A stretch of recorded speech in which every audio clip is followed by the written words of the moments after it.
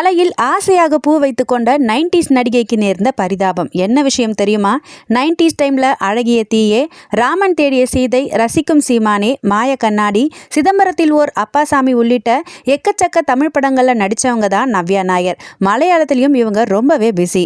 கல்யாணத்துக்கு பிறகு வெளிநாட்டில் செட்டில் ஆன இவங்க இப்போ மறுபடியும் சினிமாவில் கம்பேக் கொடுத்துருக்காங்க. அந்த வகையில் ஓணம் பண்டிகைக்காக ஆஸ்திரேலியாவில் இருக்க விக்டோரியா நகருக்கு போயிருக்காங்க. மெல்போர்ன் ஏர்போர்ட்ல அவரோட உடைமைகளை பரிசோதனை செய்த போது நவ்யா நாயர் ஹேண்ட்பேக்ல பூ இருந்ததை கண்டுபிடிச்சாங்க. அதாவது ஆஸ்திரேலிய நாட்டு சட்டப்படி ஃப்ளைட்ல பூ எடுத்துட்டு போகக்கூடாதாம். ஸோ அவருக்கு 1,14,000 ரூபாய் அபராதம் விதிச்சிருக்காங்க. இதை பத்தி நவ்யா நாயர் பேசும்போது, நான் ஃப்ளைட்ல ஏறும்போது என்னோட அப்பா தலையில வைக்க பூ எனக்கு ஆசையா வாங்கி கொடுத்தாரு. நான் அதை 2 துண்டாக்கி ஒரு துண்டு தலையிலையும் மீதியை என் ஹேண்ட்பேக்லையும் வச்சிருந்தேன். ஸோ எனக்கு $1980 ஃபைன் போட்டிருக்காங்க. ஒரு முழம் பூவுக்காக எனக்கு லட்சக்கணக்கில் ஃபைன் போட்டுட்டாங்க.